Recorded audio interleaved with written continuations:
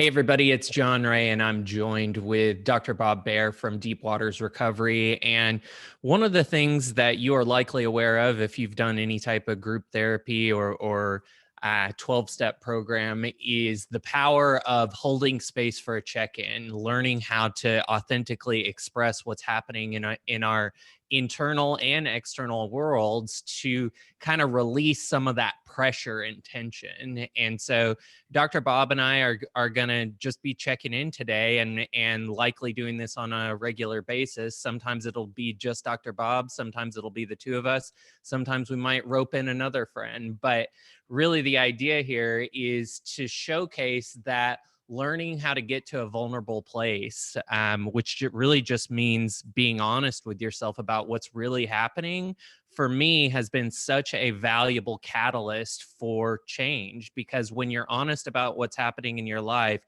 you can start to make new decisions. So, Dr. Bob, hi, why don't you start us Hey, off and show us what a check-in looks like?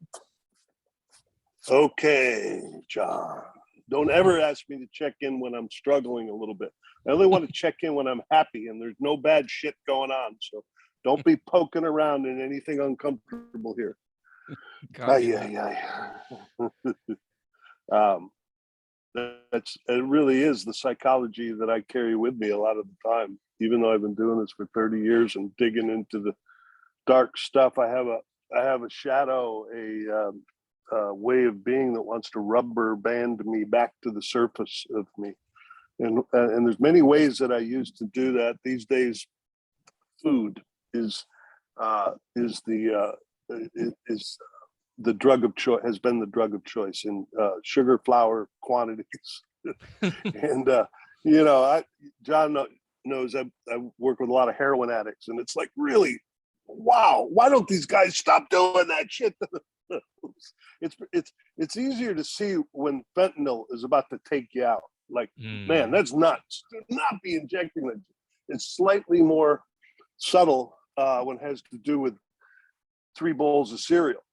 Somebody might roll their eyes. It's not even in the same category, but it does, for me, it takes me out of my life when I'm medicated, because it's a sedative and it's a stimulant too sometimes. But I have had more trouble with the food stuff than any of the other addictions. And the good news and bad news is that I have a lot of experience with a lot of different addictions. I'm an expert.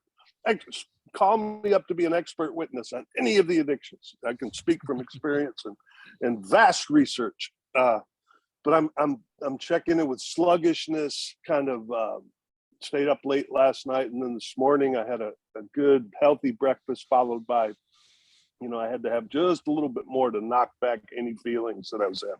So don't be poking around at my truth. I did not want to tell the truth this morning, John. But, I can feel the relief right now of having said it out loud. Now I'll probably reach out to somebody in the food fellowship that I'm part of and make a commitment for the rest of the day to at least treat myself better. So I guess that's my check-in. Thanks. Yeah, thanks.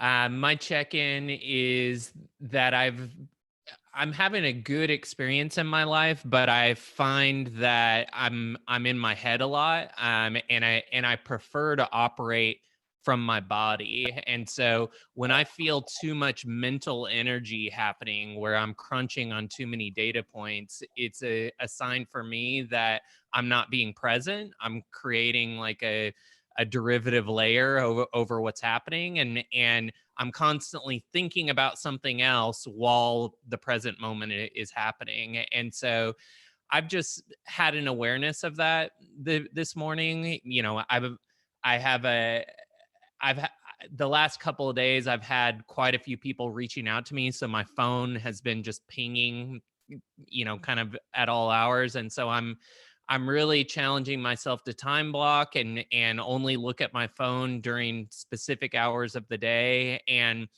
really making sure that I'm making space to sit with myself and find my body again, because I don't want to be just a bodiless head floating around that's constantly living somewhere in a perceived future. And it's really easy. Part of my addictive nature is to get too much in the future and then just live in the future, and then I'm not processing anything that's happening in the present moment. And so my challenge for myself this week is to just hold some space for the present moment and find it in my body, and figure out, not even figure out, just allow the integration of the present moment to catch up with me, instead of living in this mental space that is overclocked just a little bit ahead of the present moment.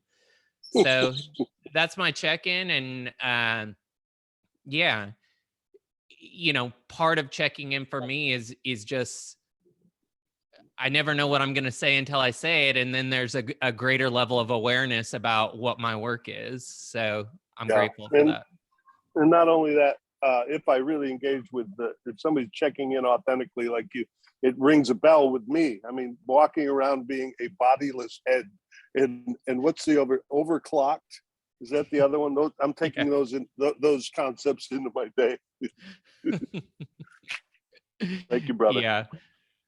Well, yeah, I'm glad we're able to do this. So we'll see you in the next one. And for those of you watching, the intention behind this is somewhat selfish. Like, we both feel a little bit of relief from doing this, but also somewhat wanting to be a model for how valuable this level of honesty. It took us 5 minutes. It was difficult to kind of get us here because it means that we have to take time out of our day, but it's important to do these type of check-ins. And when we can do it with support of others, it's super valuable, but it can also be a practice that we develop with ourselves. So we'll keep playing around with this. Let us know how check-ins have affected your life for better or worse in the comments, and we'll see you in the next one.